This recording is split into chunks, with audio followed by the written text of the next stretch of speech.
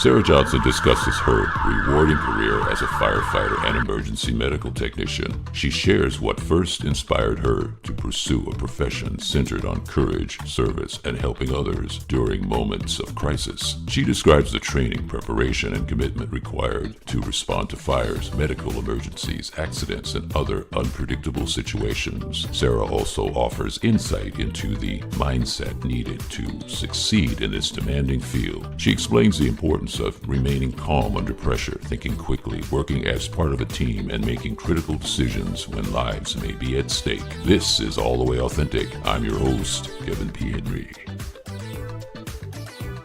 Well, before I start off with what inspired you to get into this line of work anyway, why don't you just tell me, because this is an off day, and then maybe you could describe without, going in a lot of detail, just what kind of day or days you've had leading up to this off day.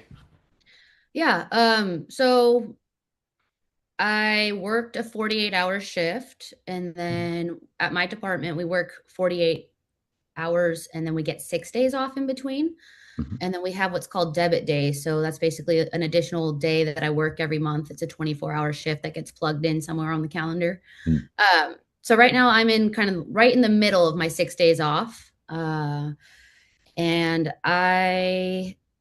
I'm pretty active on my days off. I think Mm. most firefighters are. We take advantage of the time we have, whether it's spending time with family or whatnot. And so for me, what that looks like is yesterday I spent the whole day with my family. I Mm. was with my mom and my sister basically all day, and my grandma. And then today they're at work. So I'm here talking to you. And then after this, I'll be going to the gym and then just taking care of things around the house, whether it's grocery shopping, cleaning, whatever else I need Mhm. to get done. So yeah. Okay, well, that sounds pretty normal. So Oh yeah. are you able to typically just kind of switch everything off? Like, okay, I'm not even going to think about uh, firefighting or doing what I have to do until I go back to work 3 days from now or something. Yes and no. And I'm also at a point in my career where it's like I've been able to practice that skill of switching on and off. So I would say I'm able to do it more easily now. So I would say back when I first started being a firefighter, it would take at least a full 24 hours to decompress from work, if not longer. And then to mentally prepare for going into work the next day, if it was the day before a shift. Now I'd say I definitely am conscientious of like the night before a shift, making sure I'm eating a good meal, going to bed at an earlier hour, and getting proper rest before a shift. But I don't spend the whole day trying to get into the mindset or trying to mentally prepare myself for shift. And then when I get off shift now, I usually come home and I take a nap. And that nap is kind of like my reset. Like I get some rest that my body needs from being on shift.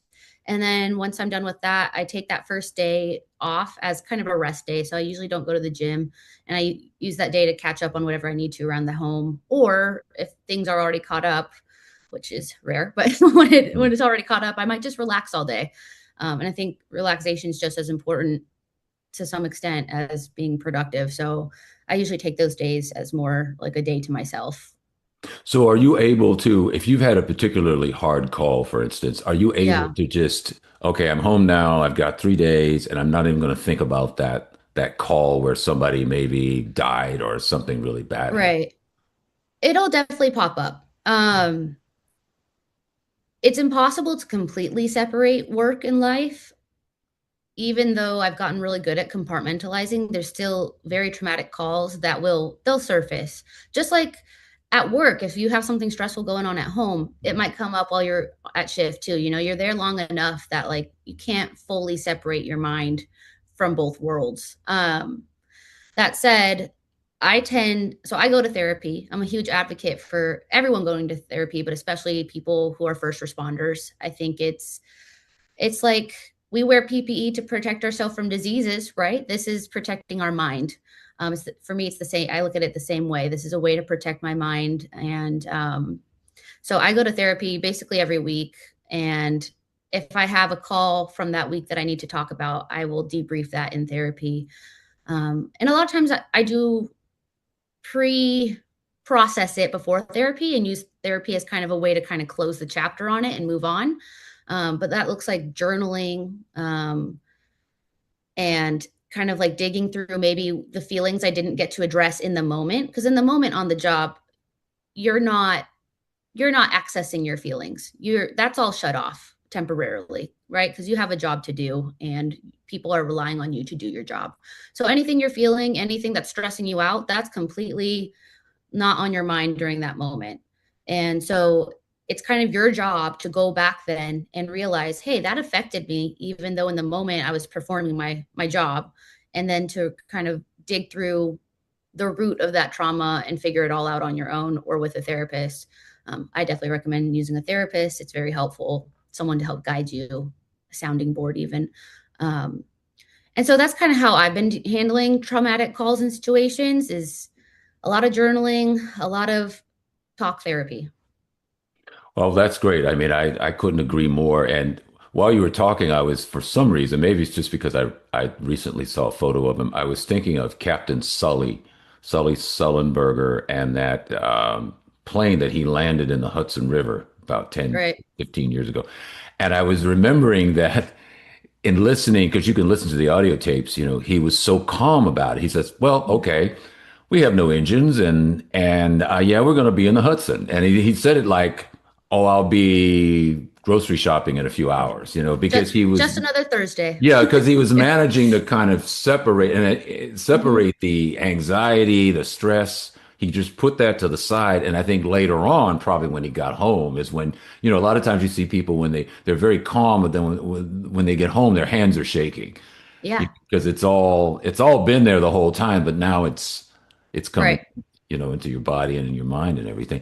So Yeah. so what advice would you give to someone then? Because a lot of people that look at these videos will be thinking, oh, I think I might want to be a firefighter. And in a lot of cases, unfortunately or fortunately, sometimes when I've talked to people, they're basing their career choice on a TV show. Yeah. You know, and so Yeah. what advice would you give to somebody saying, I want to help people, but I don't know that much about the job? Right. Well, yes. So firefighting is not as glamorous as they make it look on TV, and it's not all hero work all the time. There's way more that goes into our job than people would probably ever even imagine. And not to mention, like on TV, they show these giant like fires and car accidents and plane crashes and crazy things, right? And the reality is that 80% of our call volume is medical calls. So what you need to know is that you're not always going to be doing the fun things like fighting fires and busting car doors open and breaking things. And I mean, that part is the fun part of our job. Um, but it's also a messy job, and it's a job where you have to have a lot of compassion for people. And so I guess my advice is, if you're researching this as a potential career, is to really look at all aspects of the job, and make sure you're a good fit. You have to be good at handling blood and other bodily fluids, all of the bodily fluids you will encounter in this job, all of them. So you got to I'm glad you mentally, said that. yes, all of them. Like there's there's no exception. And you'll see things that you can't even imagine until you see it, you know? So you just kind of have to know yourself well enough and understand if you're a good fit for the role. And because it's not just a fun job where you get to work out all day and do fun things like fight fires, and there's a lot of emotional baggage that goes into it, whether it's witnessing child abuse, elder abuse. We run into everything. You're running into all types of people. I could walk into a mansion and pick someone off of a nice clean marble floor, or I could walk into a hoarder house and pick someone off a ground covered in their own feces. Like you don't know what you're walking into. You get all types, you're going to see all sorts of things, and you have to be willing and ready for all of it. um, I think willing is a key word there. Like you have, it has to be in your heart to serve everyone, no matter where they come from, no matter their background, no matter their status. You have to be willing and ready.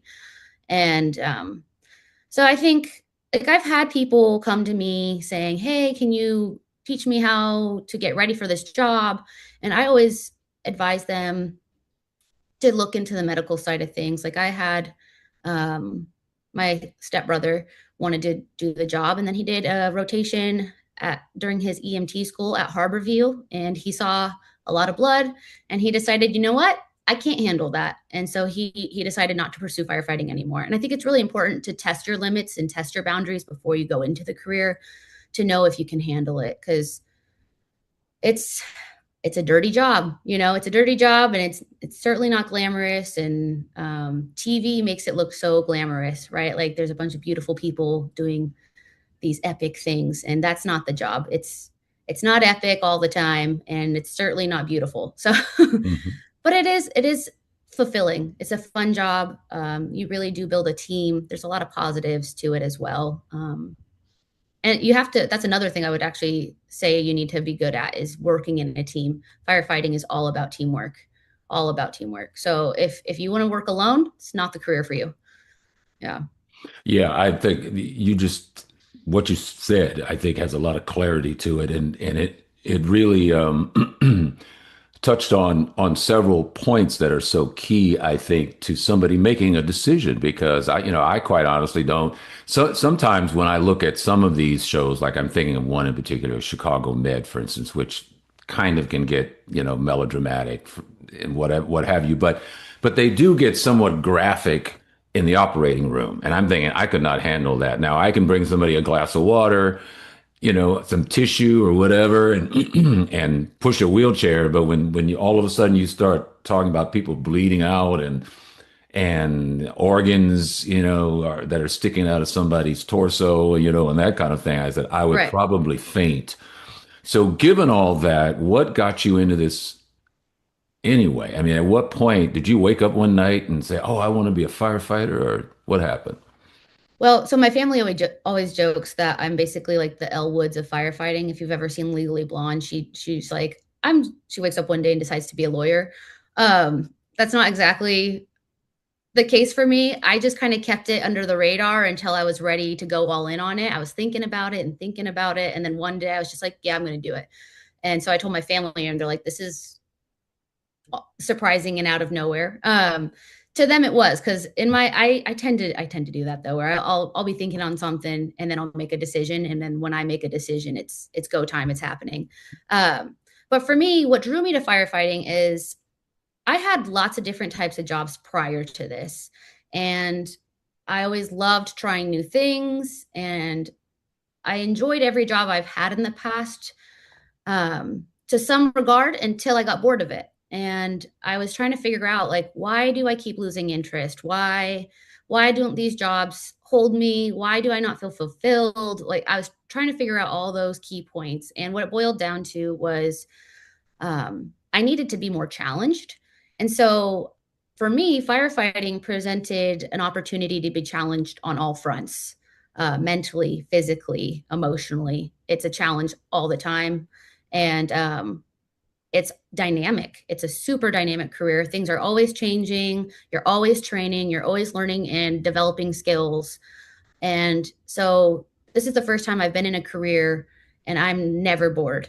And so for me, it's been a great fit. And so that's kind of what drew me to it, was the being a dynamic job with lots of challenges. I just need that. I need that. I'm always hungry to learn. So it's a job where you have to be hungry to learn.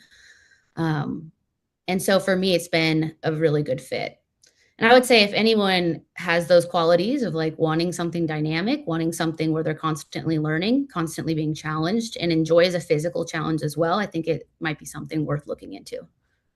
Well, and then you talked about the preparation of having a certain mentality, but also the physical aspects of this. I mean, Yeah. you have to go through testing, I would imagine, Yes. and training. And then you say you also work out on your off days. So I would imagine Hmm. staying at a certain level of being in shape is also important. Talk about that as well, just Yeah. the physical part of this. Yeah. So, uh, the testing at the beginning of the hiring process, there's two tests. There's a written test and a physical test. There's two in Washington, and there are two major testing networks. One is called National Testing Network, and the other one is called Public Safety Testing. Uh, Departments will basically list that they're hiring on these sites, and then people can sign up to test. The test does cost money. It's been years since I've taken the test now, so I don't know what the cost is currently, When I was taking it, it was roughly $100 to $130 per test. Um, anyway, and that is the first step of weeding people out for the fire service. You have to be dedicated enough to invest your own time and money into taking these tests. You have to really want it, and they're looking for people who really want it. So those tests, the written one, it covers lots of different things like mechanical aptitude, directional aptitude, spatial awareness. There's a personality test as well to see if you're the type of person who can, interact with the public and have good bedside manner and also work on a team, right? And then there's some math and science and language, some kind of like basically your basic high school level, basically state test questions. I would say it's very similar to when you take your state tests in high school. And then the physical test is called a CPAT, and that's an acronym. And I honestly can't remember what the acronym stands for, but it's called the CPAT, and there's 8 sections of it, and it's timed. So you're trying to get it complete in under 10 minutes.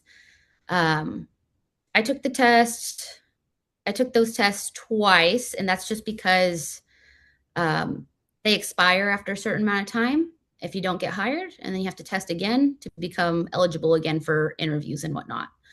The CPAT itself, I would say, as far as like physical things I've done to get into the fire service, I don't want to say it's an easy test because it's certainly not. But of the things you're going to do, it is easy. So that's just the tip of the iceberg is, I guess, what I'm trying to say. Like, if you can pass the CPAT, don't let that go to your head. It's only going to get harder from there. That's literally just the baseline of, can you do this? Okay, great. Let's push you to the next step and see what you can do. So I trained pretty hard for the CPAT. Before deciding to be a firefighter, I was honestly really out of shape. It was like COVID times. I had been stuck at home for a very long time and just kind of out of shape. So I started working out really hard, and it took probably a good full year to get up to speed to even just be able to do the CPAT, which I'm now telling you is the easiest thing you're going to do in the fire service. But it takes time, right? Your body takes time to build muscle and all those things. So if you're feeling like this is something you want to do, start now. Start getting in the gym now. Start working on your cardio now. Don't hesitate. Just do it. And honestly, even if you don't end up becoming a firefighter, exercise is good for you anyway. So just go to the gym. But yeah, so the CPAT, once you pass that and the written test, you go on a list of all the people who've taken the test, and departments will pull your name and you might get selected for interviews. The interview is a panel process. So you'll sit across from anywhere from like 3 to 5 firefighters. Usually there might be someone who's higher than a firefighter level, maybe a captain or a chief. Sometimes they'll even include commissioners or someone from the public on the panel.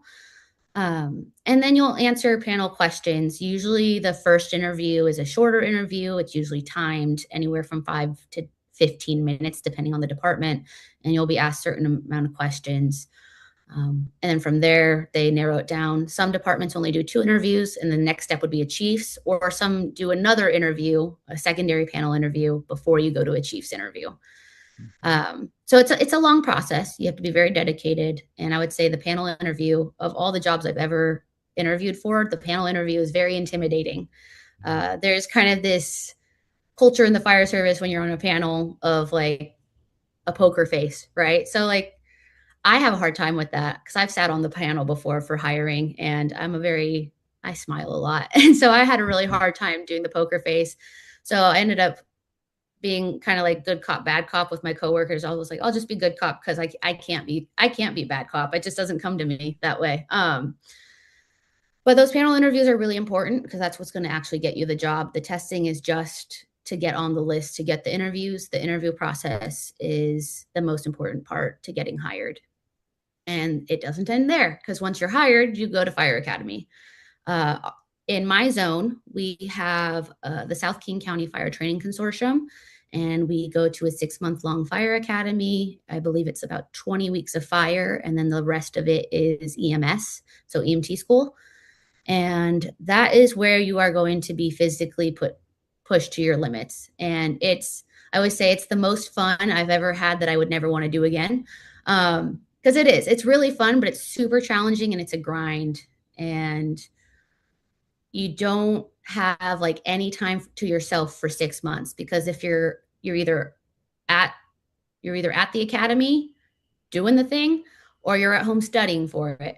And on the weekends, you're meal prepping and studying, ironing your uniforms, you're getting ready, and then you have maybe Sunday to relax, and then you're right back in it. And it's 6 months, and it's a time that puts a lot of stress on families and relationships, and it's something that fire departments tend to warn people going into the academy, like, hey, mentally prepare your friends and family for you to be MIA for 6 months, because you are not, maybe not physically MIA for 6 months, but mentally you're MIA for 6 months. And so it's definitely a grind, but it's worth it. And you're going to have so much fun. You're going to make so many friends. Half my best friends are from the fire academy now. And then after that, you get onto the line and into probation. So it doesn't end there, right? So now you're on probation. Yeah. And so it depends on your department. My department was a year-long probation, but it started in fire academy, right? So those first 6 months in an academy counted towards my probation. And then I had 6 months on the line before I was checked off of probation. Other departments start that when you get out of fire academy. So then you have a year from the time of graduating fire academy and being on the line. But we also have a program called JTC, which is an apprenticeship program. So once you get out of fire academy, you enter the apprenticeship program. At my department, and this all depends on how you, I know, it's a lot. So that's why I say you have to really want it. I'm exhausted just listening to this. Yeah, and it doesn't end there, because it's your whole career, right? Once you get your apprenticeship, it can you're continue to learn, you continue to do new things. Like, I've taken so many classes this year that it wasn't required, but just things to build my skills and whatnot in the fire service. Anyway, the apprenticeship is 3 years long, and you're tested. The first year you're tested twice within 6 months. So there's a test 3 months out from academy, and another test 3 months after that, and then another test 6 months after that. And then from then on, you get tested every 6 months until you're out of the apprenticeship. At my department, it's written into our contract that if you fail that test, you're gone, you're fired, right? So at my department specifically, it ends up looking more like a 3-year long probation versus a 1-year long probation, just because of that wording in our contract, right? You have to pass these tests, and if you don't, you're gone. In other departments, they have it worded differently, where you might fail the test, and that just means you don't promote. So I'm a first class firefighter, and I'm an engineer at a different department. If for some reason you failed the test and you didn't promote, you might be a second or third class firefighter. You just stop at whatever rank you failed at, and you can't promote, which means you can't get raises and you can't go any further. You can't ever promote to an engineer or an officer, and so on and so forth. So it just kind of stunts your ability to grow in the fire service, right? But at my department, we think that's the bare minimum, right? Passing the apprenticeship should be the bare minimum. So that's our culture. So you either pass or you're gone. So everyone at my department has this apprenticeship checked off and under their belt. Then after that, Oh, wait a minute. There's more? well, so this, for anything after that part, becomes kind of more optional. I say optional, but it kind of depends on your department's culture as well. So like I said, I'm an engineer. That means I went to Pump Academy. I learned how to drive all the rigs, pump all the rigs. And then I went above and beyond, and I did an IFSTA certification to get nationally certified as an engineer, which I didn't have to do, but I wanted it. So I did it. I went to that school and I did that. And if you want to in the fire service, depending on the department, there's also officer positions. So you could promote to lieutenant or captain or chief or battalion chief, or there's so many different chiefs, right? So there's lots of options, and you can have a long career in the fire service and just keep going up the ladder. Or some people find a position they like I'm an engineer and I love it. Some people at my level just were like, you know what? I love this. I'm going to stay right here. So at that point in your career, you kind of have more flexibility to just kind of enjoy where you're at or choose to keep climbing. But I'd say the first 3 to 4 years of your career are just an all out grind. Um, it's arduous, it's long, but it's a ton of fun. And that's it, right? There's no, because Yeah. every time you pause, you go, and then And then, yeah, no, that's it for the beginning. there's always more. There's always more, but that could go on forever. All right, So, well, that's part yeah. two. We could always circle back to you like a year and say, okay, Yeah. what's happened in the last year? So, two questions. One is, what did you do before? Because you said you had jobs before and you didn't feel, Yeah. bored, you were bored or whatever. So, what were some of the things you did before? Oh boy, I have a whole laundry list. Well, So just a right before, couple. yeah, I was a substitute teacher for Tacoma Public Schools. I worked as a medical technician at optometrist office. And then I was also a jewelry salesperson for about 6 years. And then there's a bunch of overlap for some of these jobs too, because I had my own photography company. Um, and I worked at another retail store and I managed a gym. And so anyway, I've done a lot of different things. And I personally needed to have all those experiences to figure out what I wanted out of life. I think sometimes exploring is how you figure it out. Some people might already just know, but for me, exploring and kind of going the long way around was what I needed. So yeah. That's very true. I mean, I've known some people that from the time they were 10 years old, they knew exactly what they wanted to do. And then there's others, like I think I mentioned before we even started recording these things, was that I've talked to people like in their 40s that I know a woman that I think she was almost 40 and she was like a financial planner and she decided she Yeah. wanted to be a cop. Yeah. So, and she was a very successful police officer, and she finally retired, I think, after 15 years or something. So it's never too late. But I do think you're right in that just allowing yourself to explore, just go to school or go to a trade school or travel or do something, and I think that those experiences will help you decide what maybe that final thing is that you really think, okay, this is what I really want to do. But I think you also have to understand yourself. And I think every job that you mentioned, you were talking about, you were working with people and you Hmm. probably got to see people in a different settings. You had kids because you were a substitute teacher, that kind of thing. And I think if anything, it makes people just more well-rounded anyway. So last question is, what do you do to relax besides go to the gym? If you want to call that So relaxing, I guess. I mean, I think exercise, you're maybe not relaxing during it, but it helps you relax afterwards Mm.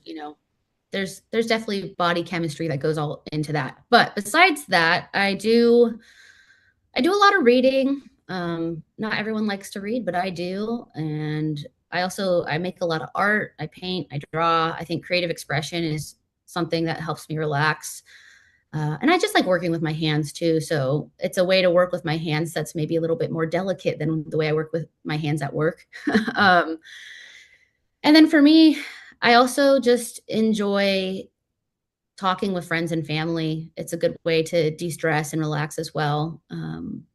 Not everyone in my life is someone who I would say is relaxing, but there's a handful of people who if I want like a relaxing, good like time to decompress, I contact and hang out with them. And that kind of quality time can be very healing as well. Um, and I know this is in line with going to the gym, but I also run a lot. And I travel a lot as well. For me, traveling is uh, very key to, I don't know, my life just in general. I love learning about other cultures and seeing other things. And I think for me, traveling's not always relaxing for everyone, but I find it relaxing in that like I don't know, I don't, I like a change of scenery. I always crave Mhm. change, so it's a way for me to get that change without making a huge change to my life.